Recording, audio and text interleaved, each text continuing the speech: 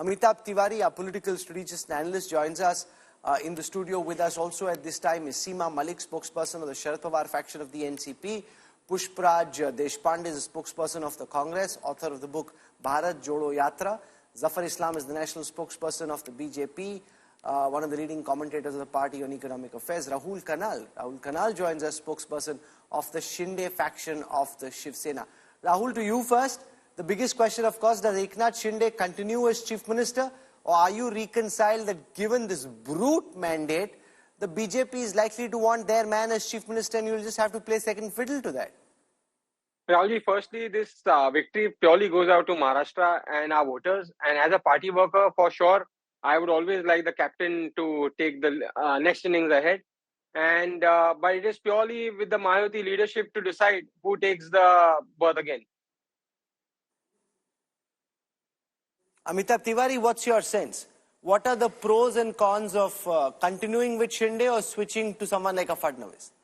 See, it's a big mandate. So there is, of course, BJP now on its own winning 125 and Devendra Fadnavis. 132 now. 132 now.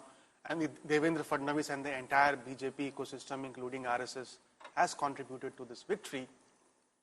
However, there are two questions now in front of BJP. Do you replace a sitting chief minister under whose leadership you fought the election and won 230 seats? Shinde, across many surveys we've seen, is fairly popular, and people see him as a common man who has risen up the ranks, just like Prime Minister Narendra Modi, from the position of an auto rickshawala to the top position of chief minister. Plus, he is a Maratha. Now we've seen that even in Marathwada, the BJP has reversed the trend and they have won many more seats than the Mahavikas Aghadi.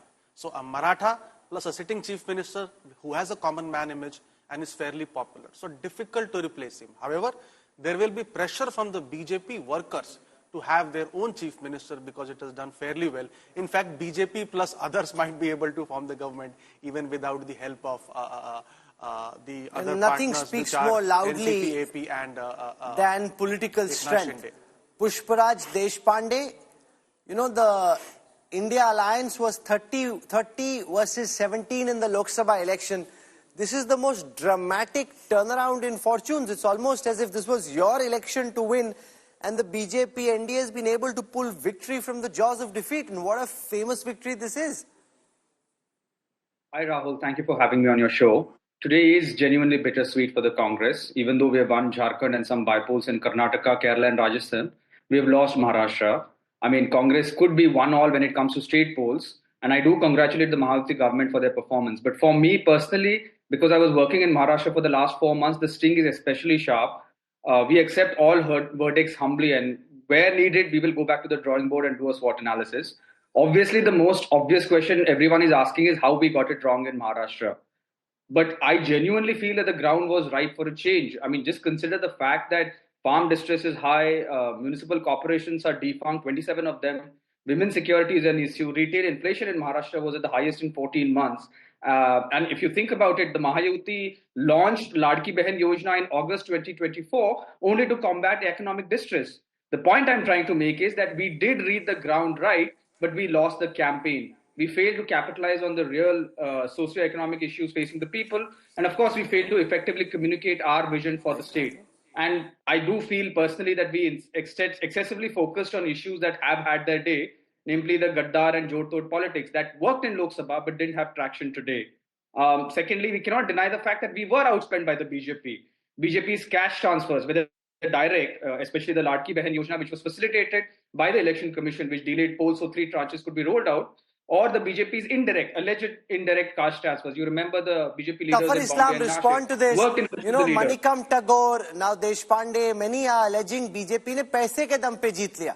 There is money power, whether it's Ladli Behan or other money that was given to voters. That's how you won. How do you respond to this, Zafar Islam? First of all, they must respond to the people what they had promised in Himachal Pradesh, Karnataka, on what basis they had made those kind of promises, even though they were not in power. We are in power. We exactly did what the responsibility was given by the people to when you are serving them as a government in the government, then it is the responsibility of the government to do something or to come up with some welfare scheme to ensure that the benefits goes to the common man of the everything what we have done. Like them, we have done the calculation, we made a budgetary provision. So it's not that freebies we are practice of freebies we are following. We have made announcement what was needed for the section of the society, and this is what we have delivered, because that was something they were expecting. That was something a ripple effect, warranted. That is something and it we have sets delivered. the expectations for other states. Zafar no, Islam, but what is important? you understand? Yes. No, but that's the point. Just this sets the expectations for other states as well. Everybody will expect the same now. No, but see, Rahul, I also told you in the afternoon that the differentiating factor between us and them, that we are in the government, we are delivering welfare scheme. We didn't promise anything before coming to the power that we will come out with a Ladli Bahan scheme, or for that matter any other welfare scheme. We will not go to any election, even general election. We didn't make any announcement. We said no, we will stay away from making such announcement unless we are in the government. Then we will come up with a scheme, and we will ensure that we understand each and every pros and cons of making announcement, and with how funds will be raised, and how the budgetary provision will be made before making any such announcement. Having said that, the biggest vacuum in Mahavikas Aghadi was the leadership.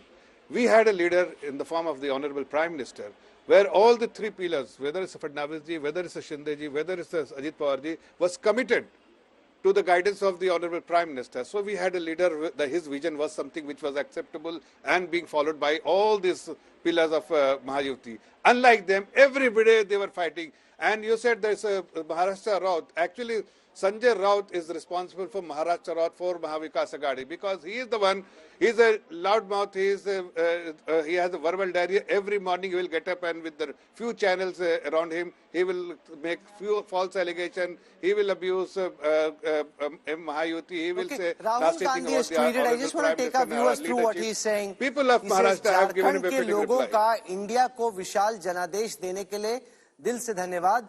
मुख्यमंत्री हेमंत सोरेन जी, कांग्रेस और JMM के सभी कार्यकर्ताओं को इस विजय के लिए हार्दिक बधाई और शुभकामना. प्रदेश में गठबंधन की यह जीत संविधान के साथ जल जंगल जमीन की रक्षा की जीत है. महाराष्ट्र के नतीजे अप्रत्याशित हैं और इसका हम विस्तार से विश्लेषण करेंगे. The results of Maharashtra are unprecedented and we will examine them deeply. प्रदेश के सभी मतदाता भाई बहनों को उनके समर्थन और सभी कार्यकर्ताओं को उनकी मेहनत के लिए धन्यवाद. The Congress at this moment seeming quite flabbergasted with what happened in Maharashtra. They thought it will be a tight fight. They were thinking there's a possibility the Yuti may be in front, Rajat, but this is the tsunami that Yogender Yadav was talking about, except it didn't happen in Haryana, it happened in Maharashtra. I think, I was just trying to understand what's the mood in Maharashtra. The opposition is shell-shocked. I mean, they're not speaking over phone. They don't know how to react. They don't know how to respond to how to ascribe the loss to, what reasons to ascribe it to, how to face your workers and your supporters, because, the leaders are right now faceless, and I think rightly so. If one were to introspect, and over the past 2-3 hours when we got a break, we were introspecting ourselves as to what really went wrong. I mean, if you take a step back and look at the entire campaign, you'll yourself realize that Uddhav Thackeray was throughout the election was battling, very basic things, that why are you going against your core ideals of your father? And throughout the elections, he kept giving flimsy reasons, one after the other, to Rajdeep and to you, Rahul. There is no clear answer. He cannot look into Shiv Sena's own supporters and workers and his party's core voters, look eye to eye and say that what he is doing is actually core to his politics, his father's politics. And that lack of confidence reflects, because you lose confidence, because you know what you're doing is you're bluffing to make up some excuse so that the Aghadi somehow seems reasonable. The problem is that if you divorce away from your core ideals, you start experimenting, you will end up in trouble. But look at Yuti. I mean, we were consistently saying that BJP needs to ensure that there is ideological consistency, even at the cost of directly opposing people like Nawab Malik. BJP tried to ensure that there is no compromise on what it stands for. Agar batenge to katenge is what BJP stands for ideologically, no matter what the consequences are, no matter what NCP stays, goes, whomsoever they put up. This is what our core ideals are, and there will be no compromise on it. And this is what charges the base. And the BJP's base, which went quiet, they are anyway winning, why should the RSS and all these Swayamsevaks would have thought that why put in that extra bit of effort? I think what BJP successfully was doing through this election was really giving a reason to its ideological base that we mean business, we are serious about what we say and what we stand for, and no matter what consequences it may project, we will stand by those core ideals. Seema Malik from the Sharad Pawar faction of the NCP now joins us. Seema, are you concerned that what is left of the Pawar faction of the NCP may soon also be gone? In the way that this election has ended, it will be very difficult. You've got just about 10 MLAs left. It's very easy for them to go and say, okay, that's where the future lies. They all, bow to the rising sun, which in this case is Ajit Pawar. See, Rahul, first of all, I would like to congratulate the BJP for their grand victory. And as you know, it was a bad day for us. We never expected something like this. And we fought the election wholeheartedly. We worked hard. And of course, we are a little depressed, but we have not lost hopes, Nirasha hai, par hatasha nahi hai. And it is very, it's very too soon that they will leave us and they will go there. Everybody is not like that, I'm telling you this thing. And we are also staying in our party and we will stay in our own party. So there are people who have got a loyalty and I think they will, so it's very... Sheila Bhatt joins us. Sheila ji, do you think that the NCP Pawar, Sharad Pawar and the UBT, what's left of it, will stick together? Do you think it's inevitable that the remaining MLAs will also leave? No, I think a lot of churning will take place. And I doubt if Sharad Pawar and Uddhav Thackeray's elected MLA would not like to join the government. Because it seems what? It is obvious that this government is a stable government. And when the stable government is there, there are obvious reasons for joining it. And Prakash Ambedkar also 2 days back said that he would like to join. But there's no need for him now. The thrust of the matter is that they all want, these days, it's a days of development, days of aspirations, days of living fast life for middle class people. Everybody wants to grow, everybody wants to earn money. At that time, who would like opposition politics, and that to be a weak opposition politics? So your question is that whether, and I consider this Maharashtra election result very differently in that sense that there are two national parties, Congress and BJP. They always wanted for decades to cut to size regional forces because they are nationalists. They think they don't understand broader issues. They are too regional, too local. They don't understand defense and other issues, security and strategic issues. So they take different stand. So from that point of view also, if you see Maharashtra result, it's very, it's understandable how... Okay, Aishwarya Paliwal joins us. She's at the BJP headquarters. It's Happy New Year. Come early, Aishwarya. For the BJP, there were some jalebis in the morning. I hope you got your teeth into some of those. What's happening at the BJP headquarters? What time will the Prime Minister come and how is the party planning to celebrate, Aishwarya? Well, Rahul, let me start by answering the question about Prime Minister. From what we are hoping in the next half an hour, Prime Minister Modi will be at the Bharatiya Janata Party headquarters. You are also speaking about the kind of support that we are seeing here, the supporters who have come. People are all decked up.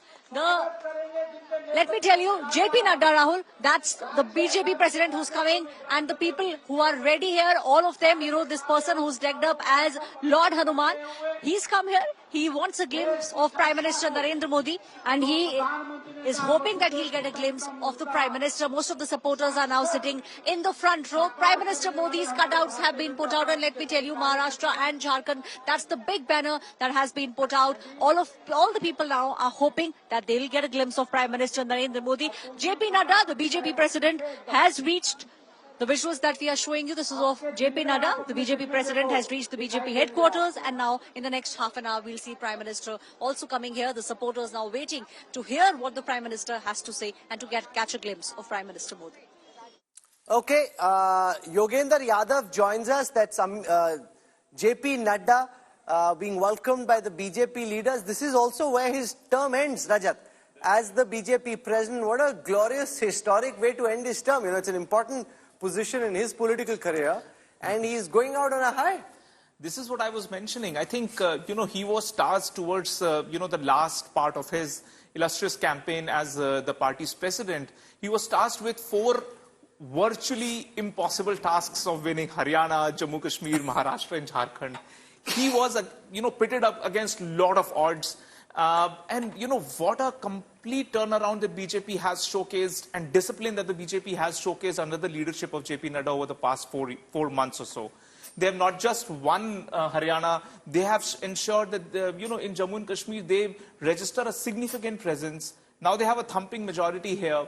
Jharkhand still, needs to be sort of unpacked for the BJP. Babulal Marandi continues to be unlucky that way, that he's not able to... No, but many of these people are Delhi BJP. I don't want to take names, but when he's telling them, "Bhai, unhone run bana diya, ab tumhari bari hai, tum mat kuda karna." I think that's really the messaging that, boss, now you're really that's the Kamzor Kadi, the Delhi BJP unit. And how do you kind of get this Lagan 11 to go out and then take on Kejriwal? Because if after winning under these odds against the Maha Vikas Aghadi in Maharashtra, then the Delhi BJP really needs to buck up. But now, after Maharashtra, all other states are very difficult for BJP and no smooth Like which run. one? Delhi and Bihar also? Delhi, Bihar, UP. No, Every 1 year. Today we've seen that they are winning all the 4 seats in Bihar by polls. There is a a new player combination of which things is spoiling the that- chances of RJD-led No. alliance. So there is a new player which is there to catch the anti-incumbency votes, and that is leading to a split of votes. That's also happening. No. In Delhi, BJP already has won 7-0. So they have a good chance to try to Okay, after de-seat euphoria of Kejriwal. Maharashtra settles down, I think there will be many more reasons to understand this result better. Like, already NCP was a tired party. Sharad Pawar is 83. Already Uddhav Thackeray had lost the grip of the party. A lot of other things were there. All circumstances came together to give BJP such a big result. No, that so is it is true. I not mean, just who would have BJP or just not Nadda's leadership or anything like that. No, but I'm not saying it is because of his leadership. I'm saying that he And- wanted to end it on a high, and he was able to Yes. do that because, look at the odds that were going against him on all these 4 states. And I think under his leadership, and largely speaking, a credit has to go to him also to some extent. No, the captain gets the credit, run kisi ne bhi banaya ho. So he's, and also from Naddaji's perspective, this is where his innings as party president ends, and it ends on a glorious high. 240 was a bit of a hit. It happened on his watch as captain of the team. Now he can say, I won you Maharashtra and did this in style. Well, I'm joined now by one of the country's foremost political analysts, Yogender Yadav, who famously or infamously, depending on which side of the political prism you were on, was looking for a tsunami in Haryana. There wasn't a tsunami in Haryana. There was one in Maharashtra though. And yet, like in Haryana where nobody could quite predict the result, in Maharashtra though, the extent of this tsunami couldn't be predicted. Dr. Yadav, welcome. What do you make of this historic victory for the Mahayuti in Maharashtra?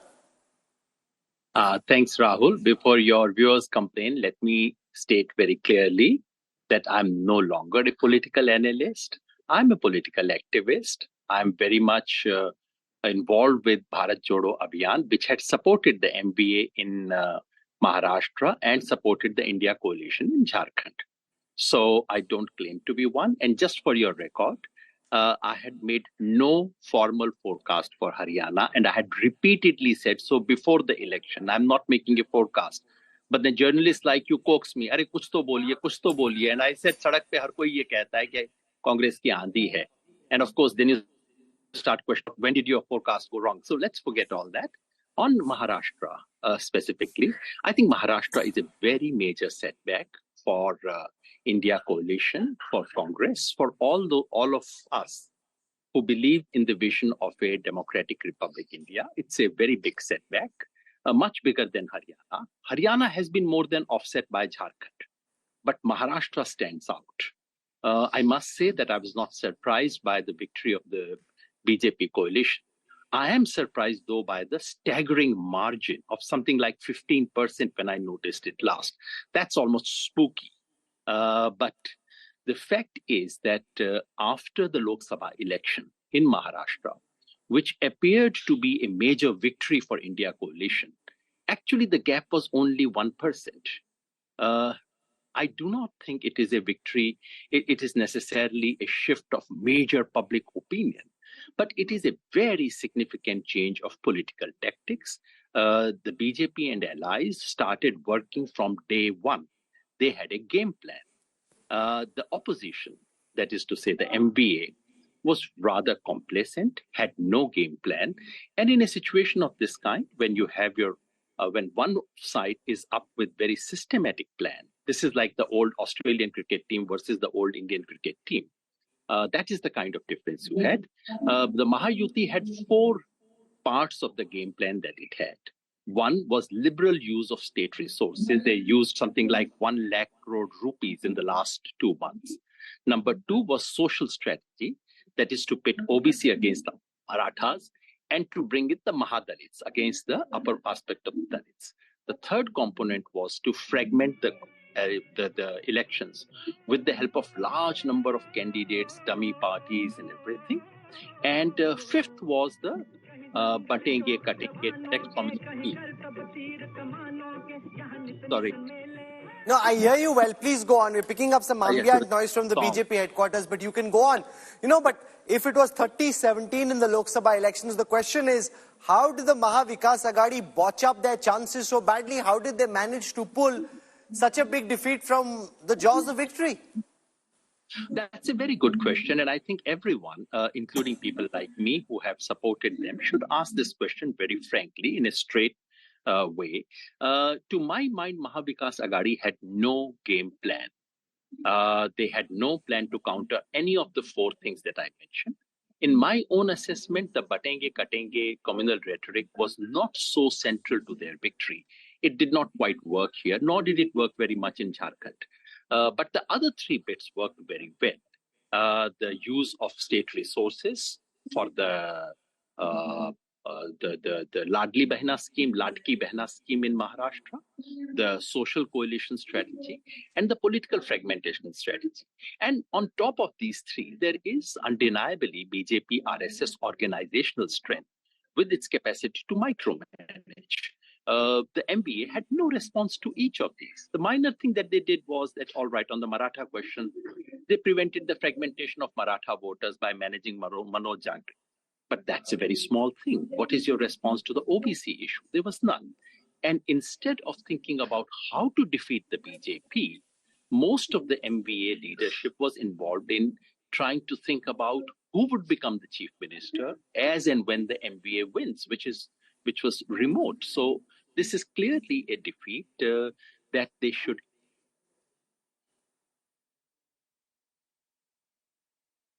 But there's another point as well. The fact that Rahul Gandhi had one trick that worked for him, which was the Samvidhan Khatre Mein Hai, bogey which he had, and he kept waiving the constitution in an assembly election.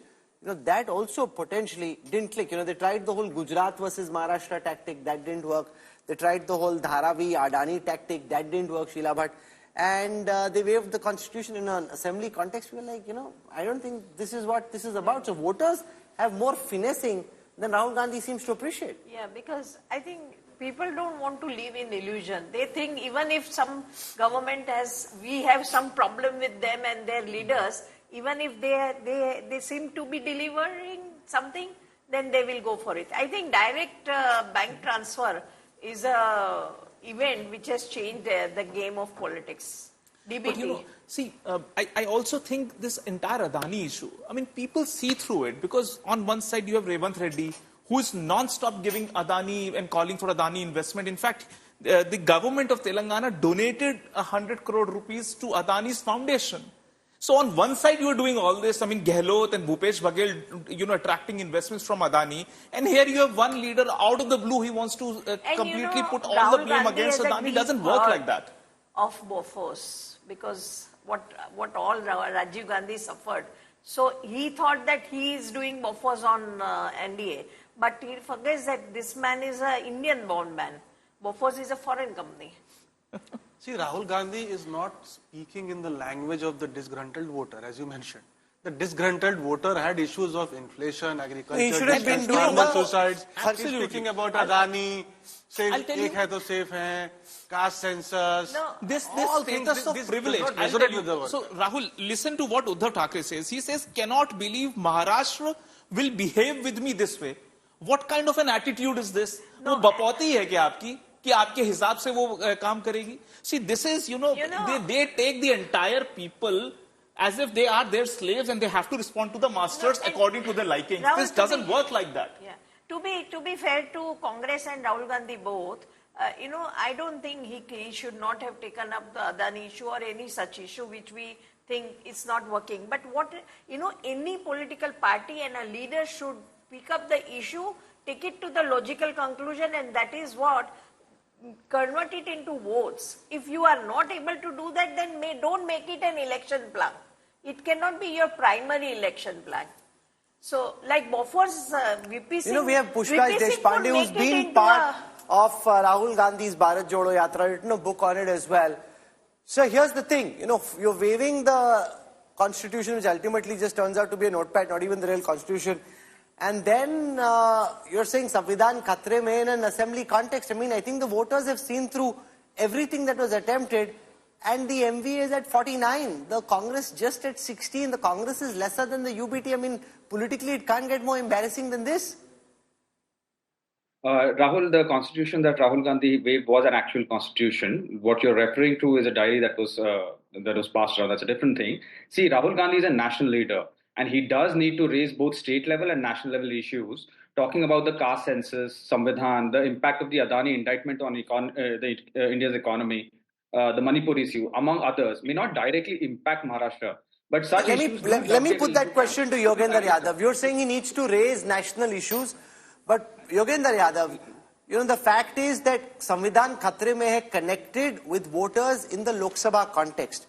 It seemed to me from the outside that because that's a trick that worked for him, he thought, I can do it again. But a political check, as you know well, can be encashed only once you've encashed that check. He tried to encash the same check at another bank, an assembly bank this time, and that bank and its tellers rejected it, saying, ye yahan nahi chalega. That was a Lok Sabha plank.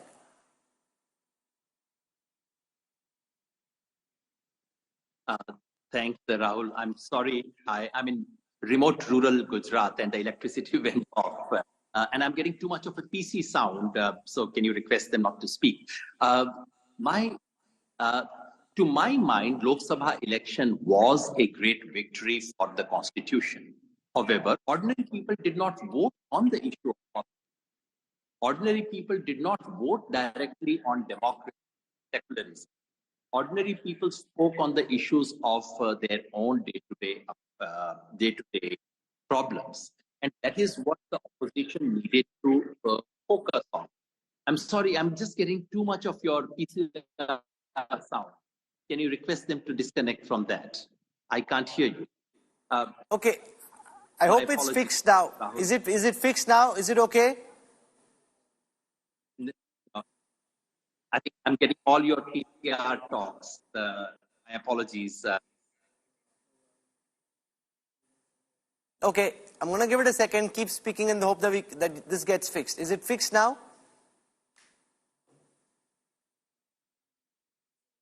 Okay, give us a moment as we try and set that right. We'll come back in just a moment. But Amitabh Tiwari, this idea that as a national leader, that Deshpande makes, he has to speak about national issues, but he has to speak about issues that the voters there want. For example, if he'd spoken about kharche pe charcha, cotton, soybean, take up issues that matter to people, then you're speaking their language. Yes, so unemployment, price rise, agriculture distress, these are all national issues which he did not speak on.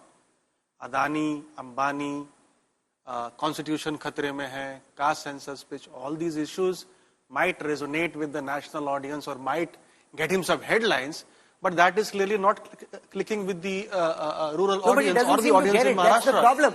No, but Deshpande, here's the thing. He tried that Rafale fighter aircraft charge. It didn't click. He tried the Dharavi charge. Even in that area, look at Mumbai. I mean, it's the Mahayuti that is won. So he keeps firing these blanks. They don't connect. And yet he thinks he's on the right track. He's convinced he's on the right track. No, so what I was trying to make, the point I was trying to make is that every national leader experiments when raising national issues. We never know what will catch the public's imagination. We all do that. The fact of the matter is that should have been coupled with local issues. You're perfectly right. We didn't get our campaign right. We could have countered this polarizing meta-narrative that the Mahayuti spearheaded by focusing on local issues that sway elections substantively, the retail inflation is very high, farmers' suicide is very high, women security is a problem. We could have been much more, municipal issues are a major problem here. I know for a fact that sewage, bad roads, petty corruption have increased. We need to focus on that. And I think that will become, when we go back to the drawing board, that will be one key takeaway that we will focus on when we go into the you're saying netas need to experiment. I mean, a question also asked is, how long do you keep experimenting before you finally crack the experiment? Yogender Yadav ji, the fact that Rahul Gandhi is speaking about the constitution, I mean, for example, if he'd been speaking about kharche pe charcha, cotton, soybean, farmer issues, agrarian distress, I mean, there was anti-incumbency to be tapped into, and yet the leader of the opposition is not able to do it, and the Congress leader is calling this an experiment, saying he needs to experiment, try till you succeed, throw a few darts, maybe one hits. Well, that may be Congress's view. That's not my view. My impression is that I would not credit Rahul Gandhi with the success of the India coalition in Jharkhand, nor would I think Rahul Gandhi is principally to be blamed for the failure in Maharashtra. It is the job of national leaders to raise national issues, and it is the issues, and for local leaders to raise local issues.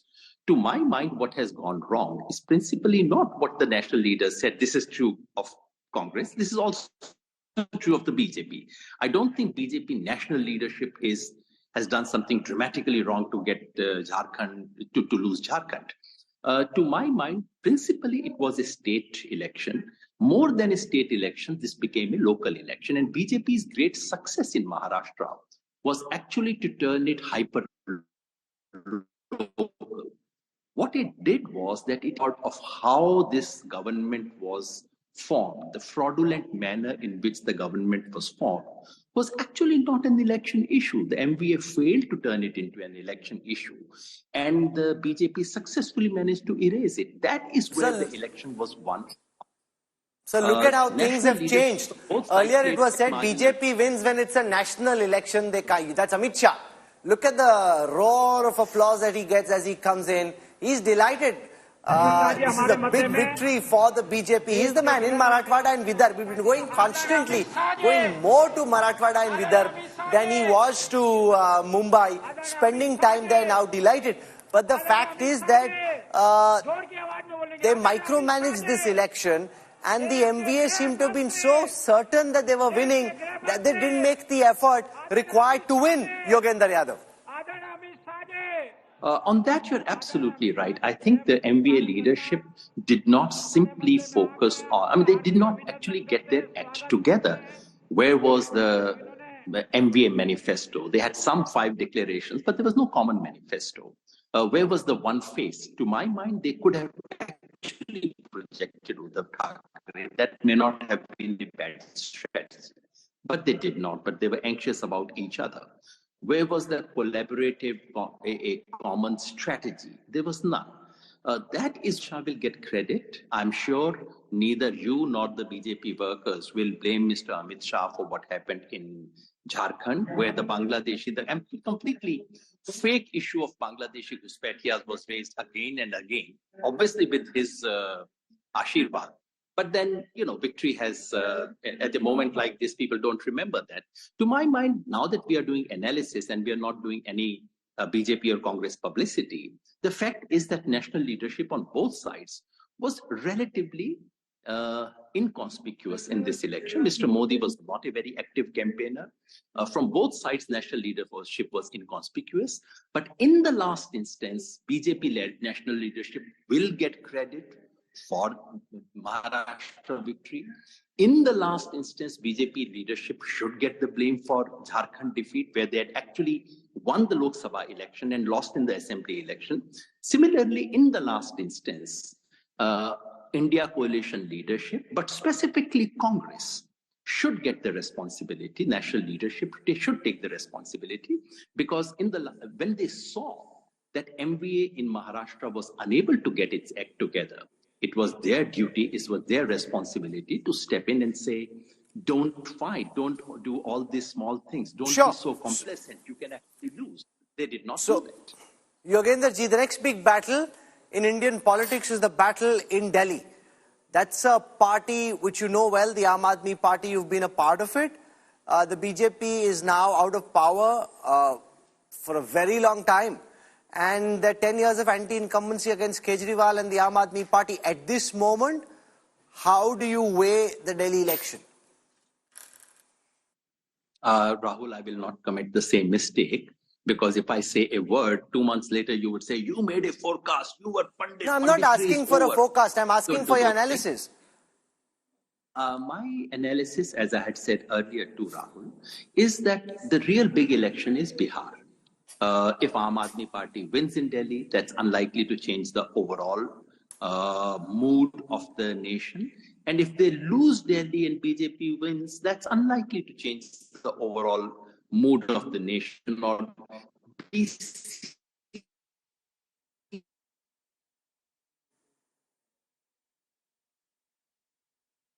Okay, he's in a rural part of Gujarat. Remember, Rahul Gandhi said we'll win Gujarat in 2017. He was, of course, at that time straight at the bat of the 2024 verdict, and I think they were getting carried away. So instead of trying to focus on Haryana, Maharashtra, they already hata dunga, phek dunga, ukhad dunga. So just stay focused. Play one ball at a time, stay focused. Just because you've reached 50 doesn't mean you'll reach 300. So I think that's the lesson there for those who are getting carried away.